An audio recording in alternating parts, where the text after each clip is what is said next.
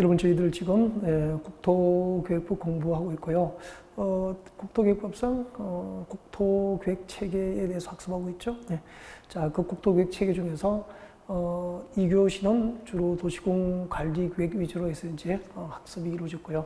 자, 이번 시간은 그 도시공 관리 계획 중에서 1번이 뭐죠, 아까? 그렇죠. 용도 도시공 관리 계획이란 용도 지역, 용도 지구, 용도 구역을 지정하고 변경하는 행정계획이다라고 했는데, 자, 이번 시간은 그 도시공 관리 계획 중에서 용도 지역 편을 학습할 수 있도록 그렇게 준비를 하겠습니다. 네. 자, 저희들이 지금 공부하고 있는 법이죠. 법이 네, 국토의 계획 및 이용에 관한 법률, 국토계획법, 국토계획법을 저희들이 지금 학습을 하고 있고요. 처음이니까 자꾸 익숙하게 할 수 있도록 적어드리는 거예요.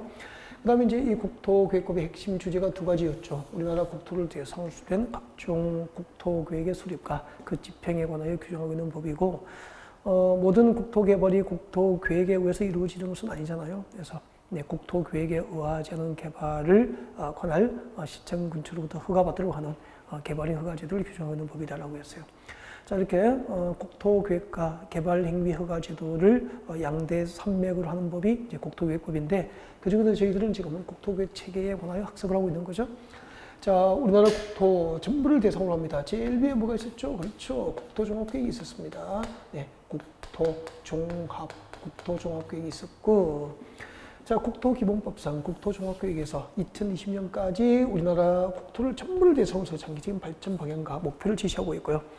그게 부합될 수 있도록 이웃하고는 두 개 이상의 시구를 묶어서 뭐가 지정되는 거죠? 그렇죠. 광역계획이 지정되면은, 예를 들면은 서울, 경기도 광명, 안양 이렇게 해서 세 개의 도시를 묶어버립니다. 하나를 묶어주면 뭐죠? 그렇죠. 이것을 광역계획권이라고 합니다. 광역계획권. 이 지정된 광역계획권의 장기적인 발전 방향을 제시하는 계획이 무슨 계획이죠? 그것을 우리는 광역도시계획이라고 했죠. 광역도시계획이라고 합니다. 자, 이 광역도시계획에 수립되는 광역계획 안에는 개별적인 시와 군들이 포함되어 있죠. 이 한 개 한 개의 시와 군 단위로 다시 국토는 계획됩니다. 자, 이렇게 하나의 도시와 하나의 군, 하나의 구역 단위로 수립하는 국토계획을, 그렇죠, 도시군 계획이라고 합니다. 도시군 계획이라고 하죠. 도시군 계획이라고 하고, 이 도시군 계획에는 두 가지가 있죠. 자, 도시지역과 군지역, 도시지역과 군지역의 장기적인 발전 방향과 목표를 제시합니다. 뭐죠? 도시지역과 군지역의 장기적인 발전 방향과 그 목표를 제시하는 계획은 도시군 기본계획이 됩니다. 네, 도시군 기본계획이죠. 서울시가 20년쯤 이후에 장기적으로 어떤 방향으로 발전할 것인지 그 장기적인 발전 방향과 목표를 제시하는 서울시 도시군 기본계획이 되는 거죠. 네? 기본계획은 구체적인 정책을 정책으로 입안하고 결정합니까? 장기적인 발전 방향과 목표를 제시합니까? 장기적인 발전 방향과 그 목표를 제시하는 계획이에요. 자, 이렇게 기본계획에서 장기적인 발전 방향과 목표를 제시하면은 그게 부합될 수 있도록, 자, 도시지역과 군지역을 관리하기 위해서 구체적인 정책으로 입안하고 결정하는 행정계획을 이제 도시군 관리계획이다라고 하게 됩니다. 도시군 관리계획이라고 하는 거죠. 자, 이 도시군 관리계획으로 정책을 입안하고 결정할 수 있는 대상은 첫 번째가 뭐죠? 그렇죠. 우리는 6개를 공부했죠. 제일 먼저 도시군 관리계획이란 용도지역, 이 용도지역과 용도지구, 용도구역을 지정하고 변경하는 행정계획입니다. 라고 했었죠. 자, 이번 시간에 저희들이 공부하게 될 주제가 바로 이거, 네, 도시군 관리계획 1번, 용도지역편, 용도지역이 무엇일까라고 하는 거죠. 네, 용도지역편을 네, 이번 시간에 저희들이 학습을 하게 될 거예요. 자, 도시군 관리계획 중에서 용도지역이 무엇일까요? 용도지역의 개념 설명드려야 되겠죠. 네, 그리고 나중에 공부하게 될 용도지구, 용도구역과 이 용도지역은 어떻게 다를까? 용도지역의 특징 설명합니다. 용도지역의 특징. 그리고 우리나라 국토를 대상으로 지정되는 용도지역의 종류가 도시지역 안에 16개가 있습니다. 도시지역 안에 16개가 있고, 그리고 도시지역 밖에 5개 이렇게 해서 21개의 용도지역이 있습니다. 21개의 용도지역의 종류 등등에 대해서 지금부터 학습을 할 수 있도록 준비를 할 거예요. 네. 그리고 이제 용도지역이 지정되면 용도지역 안에서의 금폐율, 용도지역 안에서의 용적률, 처음 얘기 다 적어드릴게요. 용도지역 안의 그래. 처음이니까. 용도지 안에서의 행위 제한. 용도지 안에서의 금폐율. 용도지 안에서의 용적률. 등등을 학습하게 되는 거죠. 그래서 여러분, 금필과 용적률 소속이 어디죠? 금필과 용적률을 나중에 배우게 돼요. 금필과 용적률 소속이 어디죠? 그렇죠. 용도 지역 소속이에요. 네. 토지의 어떤 용도 지역이 지정되면은 그 용도 지역의 대지를 소유한 자, 토지 소유자가 이제 건축물을 건축할 때 대지 면적의 몇 %를 건축할 수 있을까를 규제하기 위해서 만든 것이 금폐율이고, 그 다음에 그 용도 지역에 그 건축을 할 때 몇 층 높이로 건축할 수 있을까라고 하는 것을 규제하기 위해서 만든 것이 무엇이라는 거죠? 네. 용적률이 되는 거죠. 이 금필과 용적률이 무엇인지 개념 설명 정도 나중에 도와드릴 거예요. 네. 자, 그러면은 먼저 용도지역이 무엇일까? 용도지역의 의미부터 설명할 수 있도록 그렇게 합니다. 여러분, 교재는 164페이지를 지금 진행을 하고 있는데요. 네, 164페이지에 있는 내용이 아니고 164페이지의 용도지역을 공부하는데 용도지역에 대한 기본적인 개념들, 지금 교재에 없는 내용들이지만 알고 있어야 될 내용을 위주로 해서 인문과정을 소개를 해요. 그래서 교재에 어디에 있지? 이렇게 뭐 찾고 다니실 필요가 없고, 교재는 164페이지에 펼쳐놓고, 네, 저를 보면서 그냥 집중하시고 이야기를 쭉 들어주시면 돼요. 그죠? 네. 자, 용도지역이 무엇일까요? 자, 용도지역은 전 국토를 대상으로 합니다. 전 국토. 이게 우리나라 국토 전부예요. 국토. 대한민국 국토 전부를 대상으로 합니다. 해가지고, 여러분, 그 강릉 쪽 동해하고 서해하고 서울하고 그리고 뭐 대전하고다 지역별로 토지의 기둥과 직성이 같습니까? 다 다릅니까? 다 다르죠. 네. 이렇게 그 토지의 기둥과 직성에 따라서, 네, 용도별로 토지의 종류를 구분하게 돼요. 네. 크게 우리나라 국토를 대상으로 지정되는 용도지의 종류가 4가지가 있다고요. 4가지가 있는데, 서울처럼, 자, 마음속 따라합니다. 자, 우리 국토 가운데서 서울처럼 인구와 사대비 밀집되어서 이미 개발했거나 앞으로 개발, 정비, 관리, 보존이 필요합니다. 이런 곳을 용도 지정한 곳을 도시지역이라고 합니다. 도시지역. 그래서 제가 아까 처음 1교시에 말씀드렸었죠. 그 개념에 대한 이해를 해라. 이해 위주로 공부하자. 뭘 이해하죠? 제도를 이해하고 개념을 이해하자라고 말씀드렸을 거예요. 그래서 도시지역이 뭐죠라고 물으면 할 말이 있어야 된다니. 그래 아는 거라니까요. 수없이 많이 들었잖아요. 지난해 공부를 하신 경험이 있으면. 근데 막상 도시지역이 뭐죠라고 물으면 이제 법으로 정의된 정확한 개념을 말씀들을 잘 못하세요. 그것은 아는 것이 아니잖아요. 그래서 도시지역이 뭐죠라고 하면 우리나라 국토 전부를 대상으로 해서, 자, 우리나라 국토 가운데서 서울과 인천, 대구, 광주, 부산처럼 인구와 사대비 밀집되어서 이미 개발했거나 앞으로 개발, 정비, 관리, 보존이 필요한 곳을 용도 지정합니다. 이것을 도시지라고 해요. 이 연습하셔야 되죠. 그죠?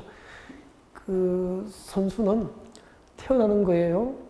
연습의 결과입니까? 연습의 결과고요. 합격도 그 학습에 대한 무한 반복 연습의 결과 학습이 완성되는 것이지 한 번 설명 듣고 이해하고 익숙한 사람은 세상에 없겠죠. 그죠? 네.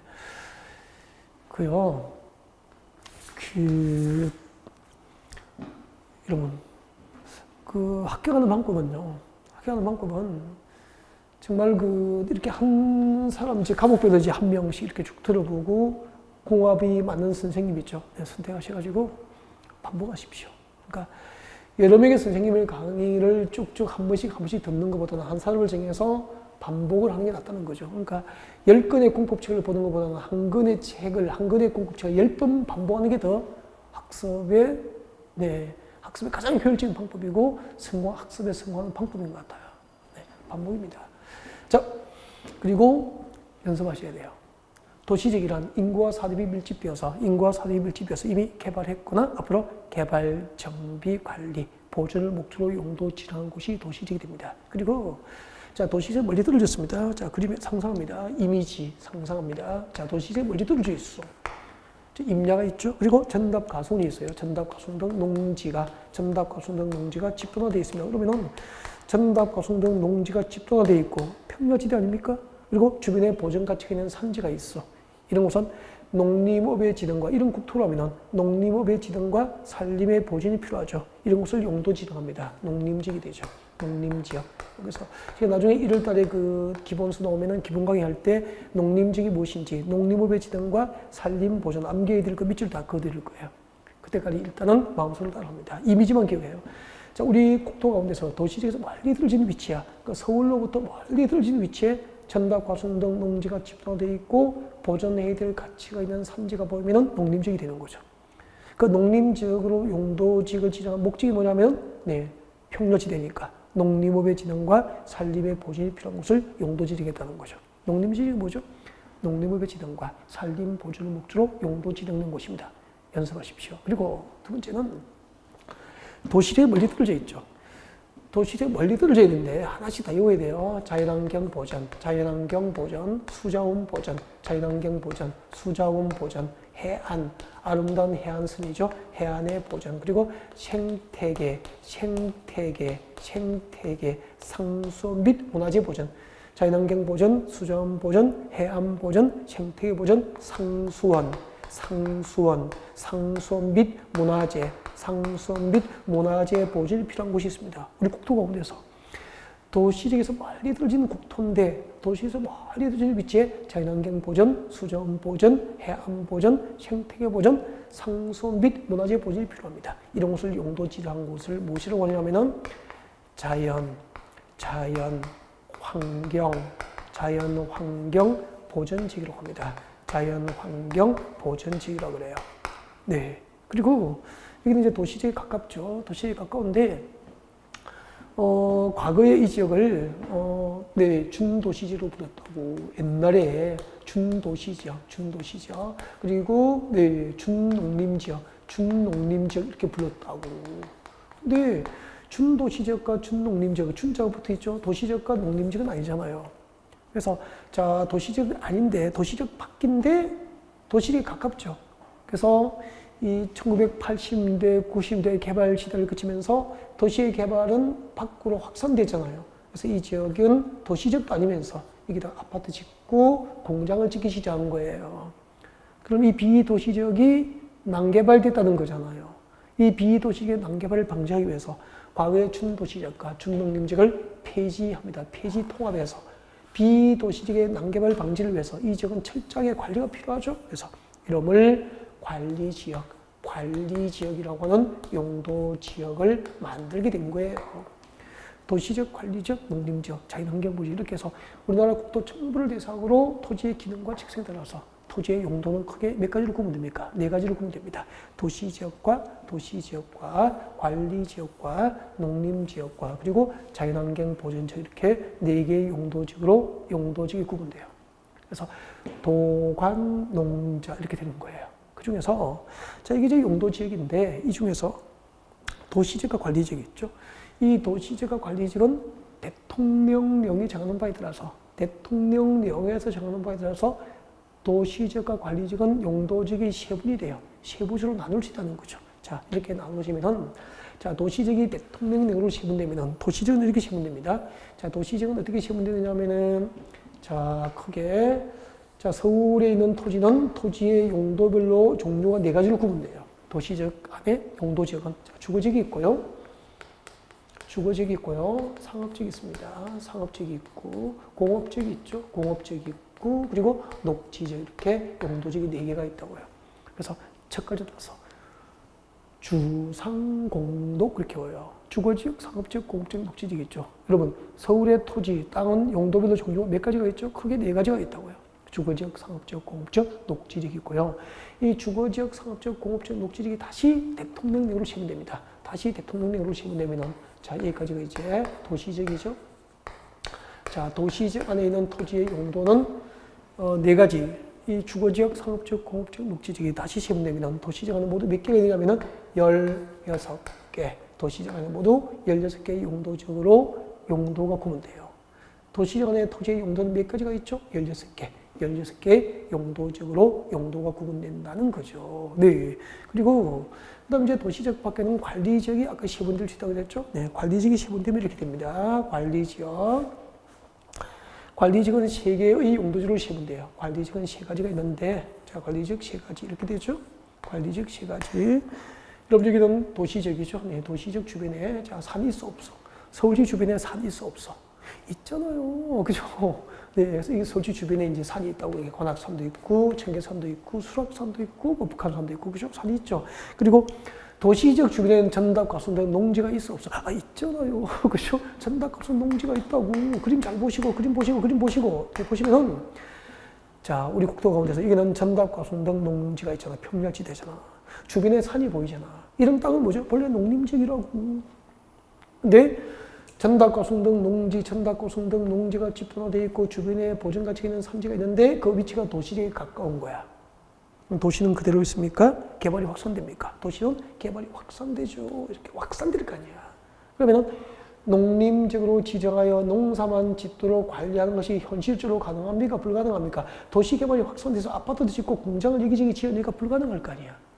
그래서 이 지역은 도시지역에 준하여 농업적 생산이 가능하도록 관리가 필요하다. 그래서 이름을 생산관리지역으로 붙인 거죠. 그래서 생산관리지역은 무슨 용도지역 사촌입니까? 농림지역의 사촌점 되는 용도지역이라고.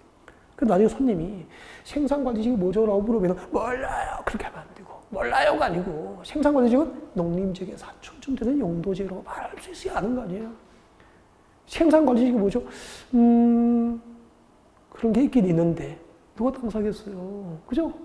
네, 농림지역의 사촌쯤 됩니다. 그러니까 얼추 농림지역만큼 개발이 곤란한 땅이라고 생각하시면 돼요.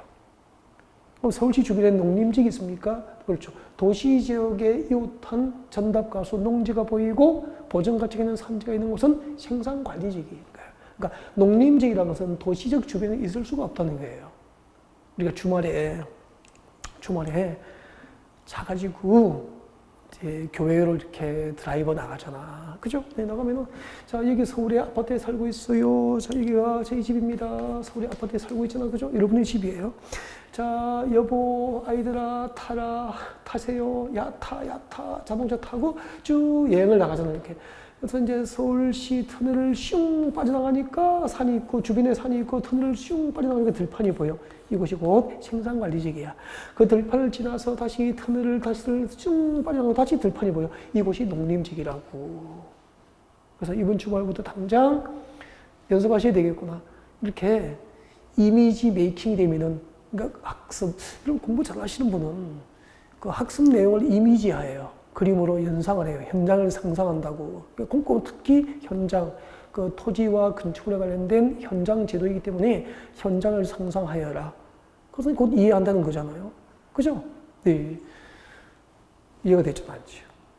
차원이 다르죠? 네. 그 다음에, 관리적, 생산관리적, 농림지역 사촌이에요. 알겠죠? 네. 농림지역으로 지정하여, 자, 전답, 과순 등 농지가 집중되어 있고, 보존해야 될 가치가 있는 산지가 도시지역에 이웃하면 현실적으로 농림지역으로 지정하여 관리가 곤란하기 때문에 농업적 생산이 가능하도록 관리가 필요하다. 생산관리죠. 그렇게 되는 거죠. 다음에 도시지역에 가깝죠.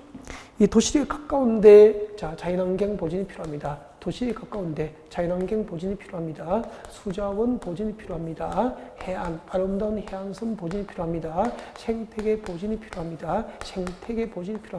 그리고 상수 및 문화재 보존이 필요해요. 상수 및 문화재 보존이 필요해. 이런 곳이라면은 자연환경 보존지역에 지정해야 될 대상이잖아요. 근데 그 위치가 도시지역에 가깝잖아요. 도시의 개발은 확산되잖아요.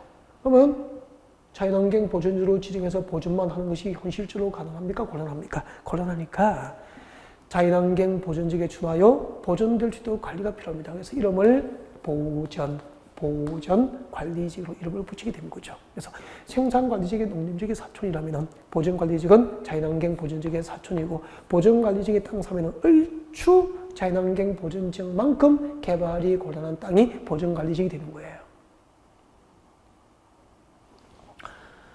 남편이 55세 은퇴했어. 명예퇴직했어. 퇴직금 3억을 가지고 왔어. 이제 남편은 직장도 없고 내가 재테크에서 이제 부를 유지하고 좀 늘려야 되겠다고 생각하고 3억을 땅 사기로 했어. 도시적 서울 주변에 보전관리지에 땅 샀어. 망했어. 뭐 100% 그런 건 아니지만, 그죠? 용도 지역 환경을 보면 그렇다는 거죠. 그죠? 그러니까 얼추 자연환경 보전이만큼 개발이 고른한 곳이 보전관리지역이 되는 거예요. 아, 그런 거구나. 농림지로 지정하여 관리가 고르합니다. 생산관리지역. 자연환경 보전지로 지정하여 관리가 고르합니다. 뭐가 되죠? 보전관리지역. 그럼 이거 어디 있죠? 책에 있죠. 책 찾지 마요. 지금은 찾지 말고 1월달에 기본서 나오면 제가 여러분 암기할 수 있도록 책 실컷 볼 수 있도록 밑줄 그어드릴게. 기다려 주셔야 돼요. 그때까지. 아셨죠? 네. 그리고 참 아까 저 인터넷 쳐보라고 했죠? 최기락 이렇게 쳐보셨죠? 아니 같이 1년 동안 공부하면 누군지는 아셔야 될 거 아니에요. 네, 쟤네 서로 믿어도 될까 안 될까, 그죠? 좀 검색도 좀 해보시고 요 강의를 최소한 그 1교시, 2교시, 3교시는 다 들어봐야 돼요. 그죠? 네. 그리고 평가시라고. 그리고 자, 가운데 보십시오. 이 가운데를 보시면은 여기는 도시에 가깝잖아. 만약에 농림적으로 보존해야 될 가치가 있었다면은 생산관리지 됐겠죠. 그죠? 자연환경 보존지로 보존해야 될 가치가 있었다면 보존관리지 됐겠죠. 그러면 생산관리지가 보존관리로 지정이 안 됐다는 것은 농림지역이나 자연환경 보존지로 보존해야 될 가치가 높은 지역입니까? 보존 가치가 낮은 지역입니까? 낮은 지역이라고. 그러니까 보존해야 될 가치가 없는 땅이 도시지역에 가까우면 이곳을 개발해서 도시지역에 편입시키면 가장 환경 파괴가 적죠. 근데 이곳을 무질서하게 난개발해야 됩니까? 계획적으로 개발해야 됩니까? 계획적으로 신도시를 개발해서 편입시켜야 되겠죠? 그래서 계획적인 신도시 개발이 가능하도록 관리가 필요하다. 이름을 계획관리지역, 계획관리지역으로 이름을 붙이게 되는 거예요. 그래서 가만히 들어보니까 이 계획관리지역의 목적은 계획적으로 신도시를 개발해서 도시지역에 편입을 시킬 목적으로 용도지역을 지정했기 때문에 현재 도시지역은 아니지만 현재 도시지역 아니니까 비도시지역입니까? 비도시지역입니까? 비도시지역이잖아. 그죠? 비도시지역. 현재 도시지역은 아니지만 비도시지역이지만 그 지정 목적은 보존 용도입니까? 개발 용도입니까? 개발 용도가 되는 개발 용도. 개발 용도. 그러면은 도시지역은 어차피 인구와 사람이 밀집해서 이미 개발했거나 앞으로 개발할 곳을 용도 지정이기 때문에 도시지역의 지정 목적은 개발 용도의 개발. 개발 목적의 용도지역이다. 개발 용도다라고 이해할 수 있죠. 물론 이제 녹지지역은 보존 용도도 있지만 절대적인 건 없는 거 아닙니까? 주요 지정 목적은 개발 목적이라는 거죠. 그리고 도시지역, 비도시지역은 개발 용도입니까? 뭐 보존 용도입니까? 보존 용도라고. 그죠? 농림업의 지정과 산림의 보존, 자연환경 보존, 수자원 보존, 해안 보존, 생태계 보존, 상송과 문화재 보존이잖아요. 그죠? 그리고 생산관리지역은 농림지역에 준하여 농업적 생산이 가능하도록 보존되는 거 아닙니까? 여기는 보존관리지역은 자연환경 보존지역에 준하여 보존될 수 있도록 관리가 필요한 지역 아닙니까? 그래서 생산관리지역과 보존관리지역의 지정 목적은 보존이죠. 보존이고 단 계획관리지역은 계획적인 신도시 개발을 목적으로 용도 지정했기 때문에 보존 용도입니까? 개발 용도가 됩니까? 개발 용도가 되는 거죠. 여러분, 도시지역 밖에는 몇 개의 용도지역이 있죠? 관리지역이 3개가 있죠. 생산관리, 계획관리, 보존관리지역. 그리고 농림지역과 자연환경 보존지역에서 도시지역 밖에 비도시지역의 용도지역이 몇 개가 있죠? 5개. 그렇게 해서 우리나라 국토를 대서로 지정되는 용도지역은 도시지역 안에 몇 개가 있죠? 16개의 용도지역이 있고 도시지역 밖에 5개의 용도지역이 있고 합하여 우리나라 국토 전부를 대서로 지정되는 용도지역은 몇 개가 있죠? 그렇죠. 21개의 용도지역이 있다는 거죠. 21개. 이 우리나라 국토 전부를 대서로 지정되는 이 21개의 용도지역을 새로 지정도 하고 지정된 것을 변경할 수 있는 행정계획을 무엇이라고 하죠? 도시군관리계획이라고 하는 거죠.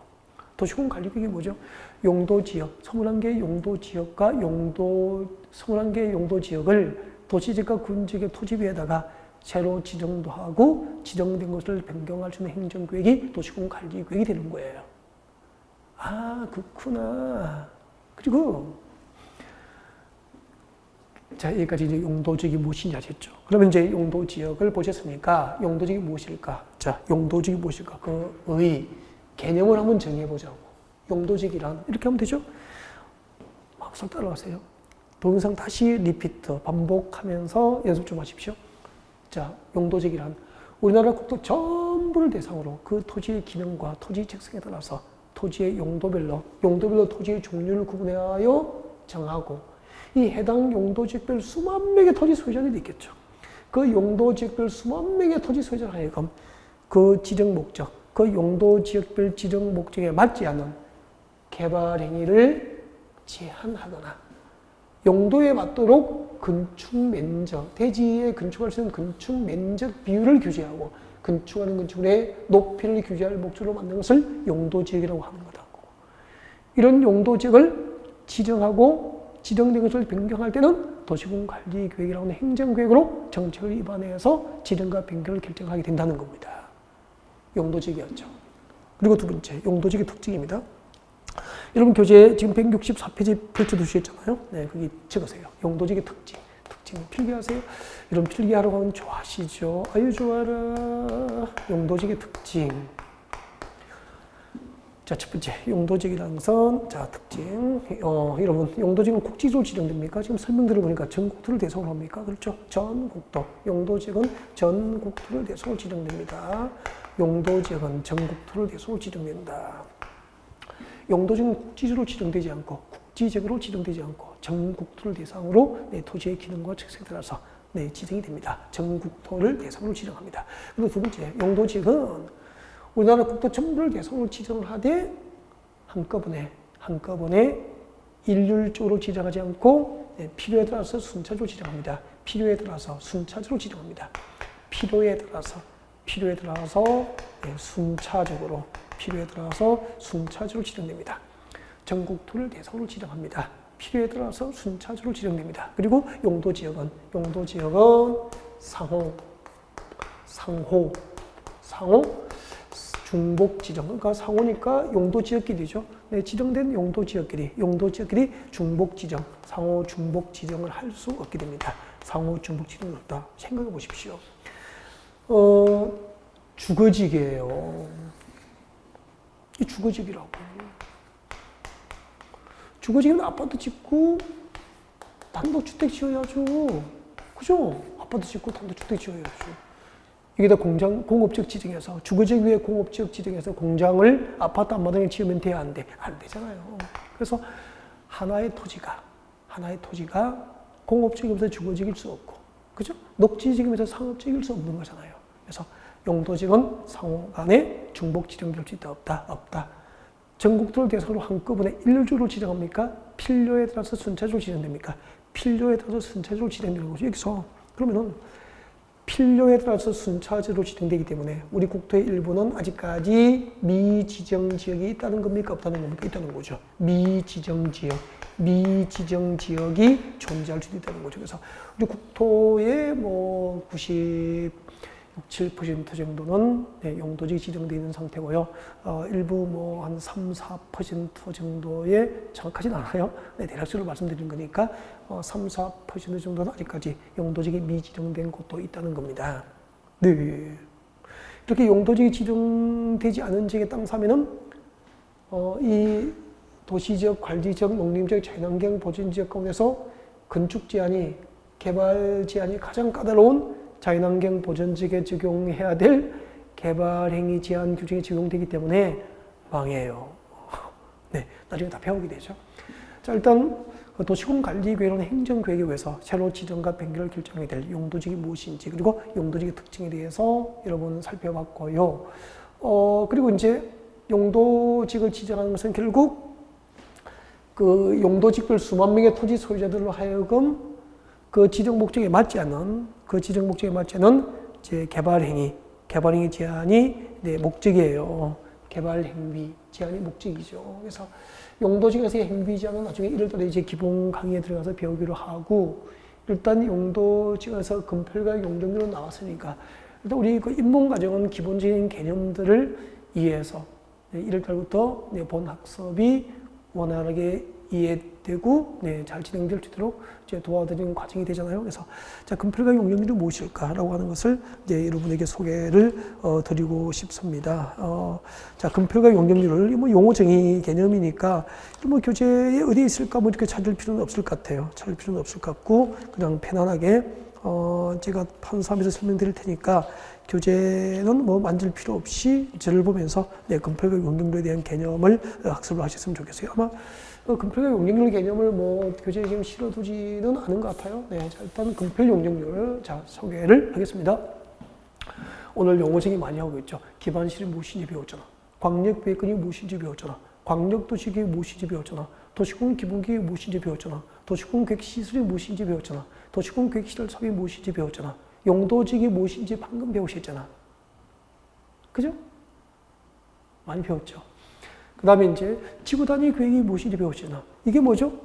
서울시 도시공계획, 그 도시공계획 수립 대상 지역 중에서 이 일부 지역 단위의 국토계획이 뭐죠? 이게 지구단위 계획이잖아. 그죠? 네. 이게 뭐죠? 지구단위 계획. 다 배웠잖아. 오늘 많이 하셨네. 그죠? 자, 그러면 이제 금폐율 배워드리겠습니다. 금폐율이 무엇일까요? 금폐율. 너무 가만히 들으니까 심심하고 졸린 거 아니야? 네, 그래서 여러분이 좋아하는 필기를 하면서 들어도 괜찮을 것 같아요. 그래서 네, 필기 하시면서 옆에 교재에다 하세요. 교재에다가 뭐 152페이지도 좋고 153페이지도 좋고 뭐 아무 곳에도 네, 금폐율이라고 적어보십시오. 금폐율이라는 것은 일반 자, 금폐율이라 하면 이퀄 금폐율이라는 것은 대지 면적에 대한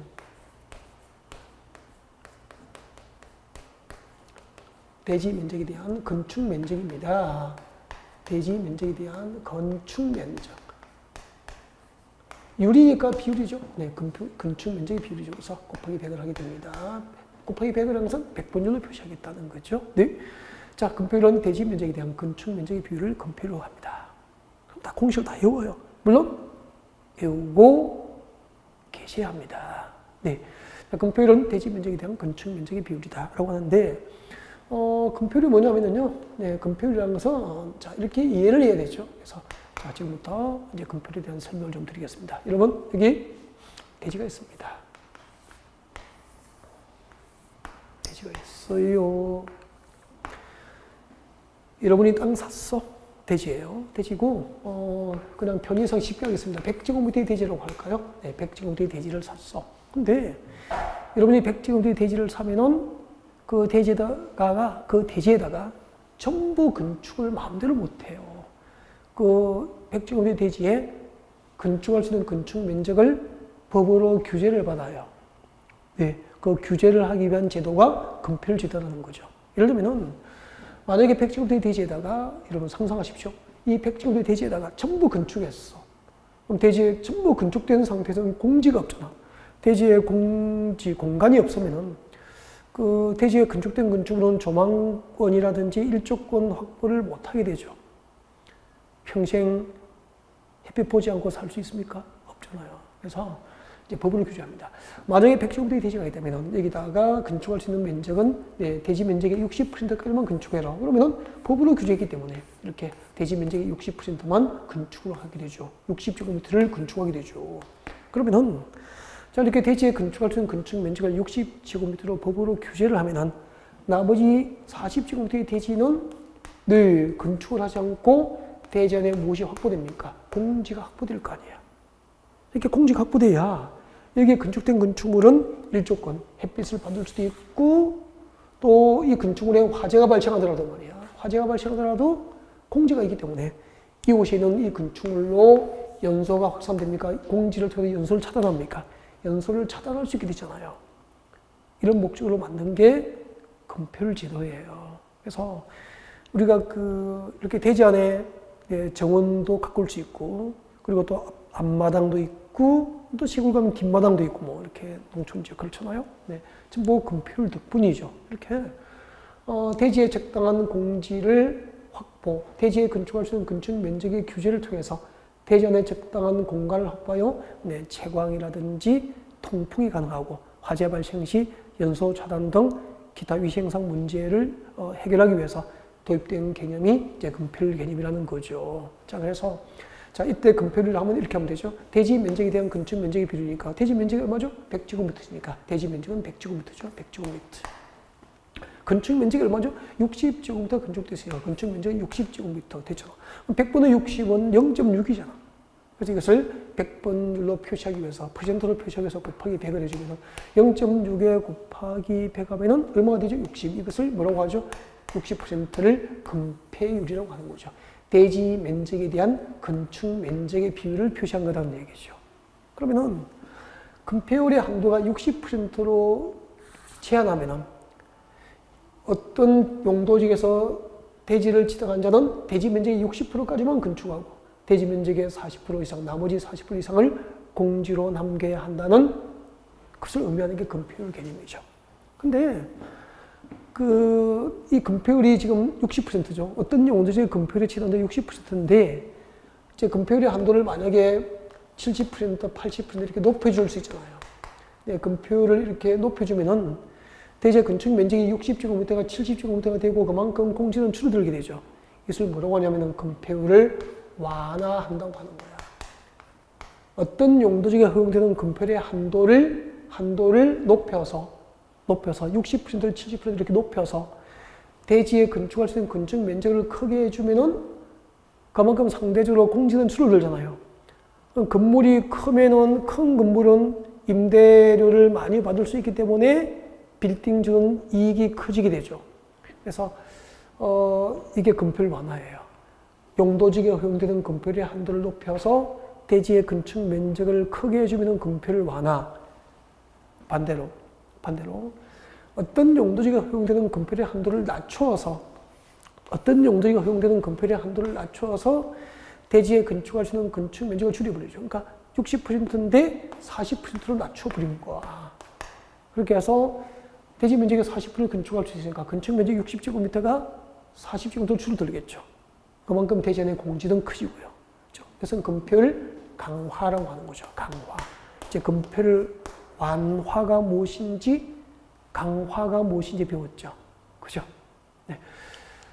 자, 이렇게 건폐율이라는 것은 21개 용도지 안에서 내 고객이 대지를 취득했을 때 그 대지 면적의 몇 %까지 건축이 가능한지를 규제할 수 있는 수단이 건폐율이 되는 거예요. 네. 자, 건폐율이었고 건폐율 완화하고 강화의 개념까지 전부 여러분에게 소개를 드린 거예요. 그럼 나중에 이제 1월 달에 여러분 그 기본 강의에 들어가면은 이제 건폐율, 21개 용도식별 이제 건폐율의 허용 한도 등을 여러분이 이제 재미있게 배우게 될 거예요. 기대하셔도 좋아요. 네. 그래서 일단 도시공 관리구로 지정과 변경을 결정이 될 용도 지역에 대해서 여러분에게 개요 위주로 설명을 드렸었고요. 또 용도 지역에서의 행위 제한이 무엇인지, 그죠? 용도 지역에서의 행위 제한이 뭐죠? 이 지정된 그 21개 용도지역이 있다고 그랬잖아요. 그 21개 용도지역별로 수만 명의 토지 소유자들로 하여금 개인이죠. 그 용도지역별 토지 소유자로 하여금 그 용도지역의 지정 목적에 맞지 않는 개발행위, 건축행위를 법으로 규제하게 됩니다. 이를 행위제한이라고 그래요. 용도지역 안에서의 행위제한. 그러면은 어떤 용도지역의 땅 사면 어떤 개발행위가 제한되고 어떤 개발행위는 가능한지 이게 행위제한이고 그 행위제한에 관한 사항은 이제 1월달에 기본서가 나오면은 그때 이제 1월달부터 배워요. 그래서 어떤 용도의 땅을 사면은 어떤 개발을 할 수 있고 어떤 개발을 할 수 없게 되는지 등에 대해서 나중에 이제 1월달에 학습을 하게 될 것이고 금방 뭘 배웠죠? 용도지역에서의 건폐율을 배운 거죠. 그러면 이제 지금부터 용도지역에서 용적률을 배워볼 수 있도록 그렇게 준비하겠습니다. 용도지역에서의 용적률이에요. 용도지역에서의 용적률 배웁니다. 자, 용도지역 안에서 용적률.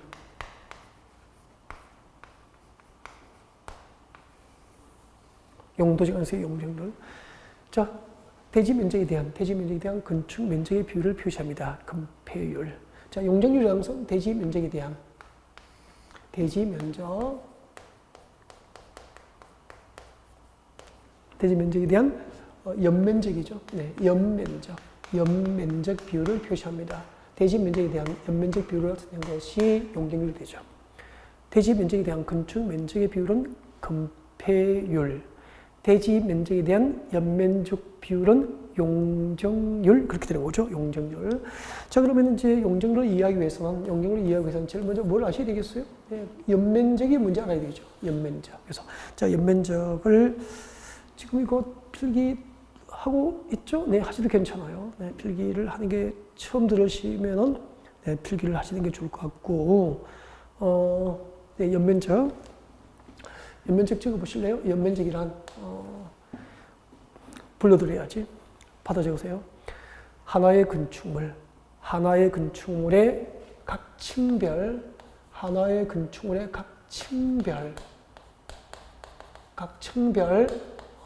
면적, 하나의 건축물의 각 층별 바닥 면적 합계예요. 하나의 건축물의 각 층별 바닥 면적 합을 연면적이라고 합니다. 하나의 건축물의 각 층별 바닥 면적 합계가 연면적이에요. 예를 들면 인문과정이니까 이미지, 그림으로 보여드리겠습니다. 네, 그림 보세요. 그림 보시면 이렇게 되죠.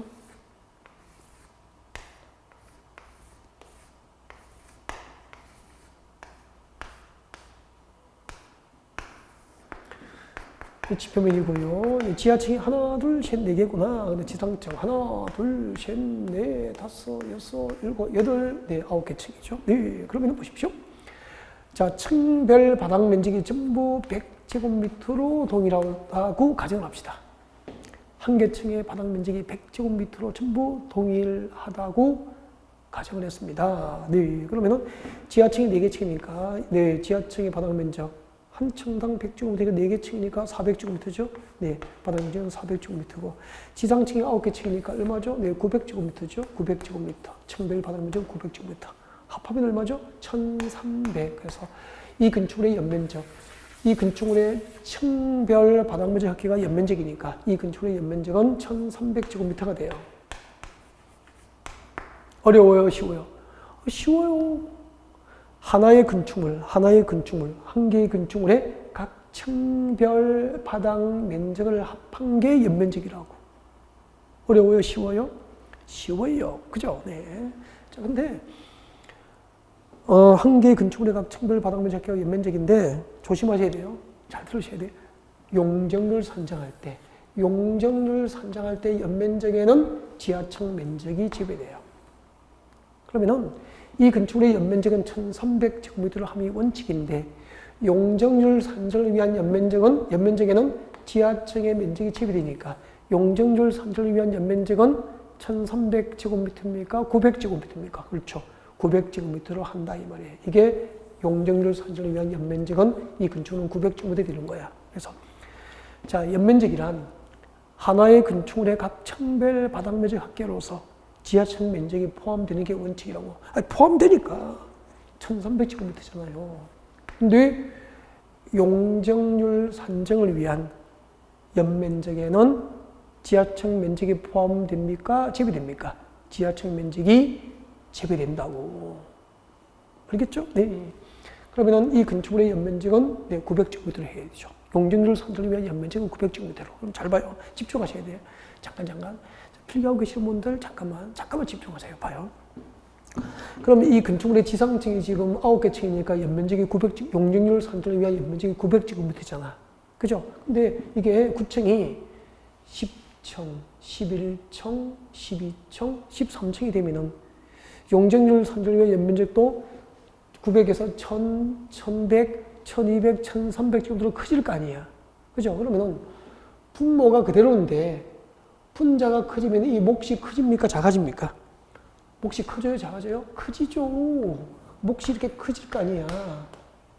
그죠? 바꾸기 가면은 용적률의 한도를 높여주면은 그러니까 어떤 용도적에 허용되는 용적률이 150%인데 이것을 200%, 300%로 이렇게 높여주면은 연면적이 커져요? 작아져요? 연면적 규모가 커지니까 이 900이 1000, 1100, 1200, 1300으로 커지면은 건물의 높이는 낮아집니까? 높아집니까? 높아지잖아요. 반대로 어떤 용도적인 항들이 용적률의 항도를 낮춰버리면은, 그러니까 본래 용적률이 300%인데 250%, 200%를 이렇게 낮춰버리면은 연면적 규모가 층별 바닥면적 합격 규모가 작아지니까 900이 800, 700, 600으로 이렇게 작아지면 건물은 높아집니까? 낮아집니까? 낮아지게 되잖아. 용적률은 어디에 쓰는 물건인지 어디에 쓰는 제도인지 알겠죠? 어떤 용도직에서 여러분의 고객이 대지를 취득했을 때 그 한도를, 용적률의 한도를 높여주거나 낮게 규제해서 대지에 건축할 수 있는 건축의 높이를 규제하기 위한 수단이 용적률이 되는 거예요. 이제 건폐율과 용적률이 어디에 쓰는 제도인지 아셨죠? 네. 건폐율은 전체 대지 면적에서 건축 가능한 면적을 규제하는 평면적 규제 수단이 건폐율에서 건폐율의 특징은 높이를 규제하는 건축물의 높이, 용도지 안에서 건축물의 높이를 규제하는 입지적 규제 수단이 됩니까? 아니죠. 평면적 규제 수단이죠. 입지적 규제 수단이 아니고, 네, 전체 대지 면적에서 건축 가능한 면적을 규제하는 평면적 규제 수단이 되는 것이 건폐율이라는 것을 알게 됩니다. 그게 비해서 용적률은 그 한도를 높여주거나 낮추어서 용도지에서 건축하는 건축의 높이, 건축의 용도지 안에서 건축하는 건축의 높이를 규제하는 네, 입체적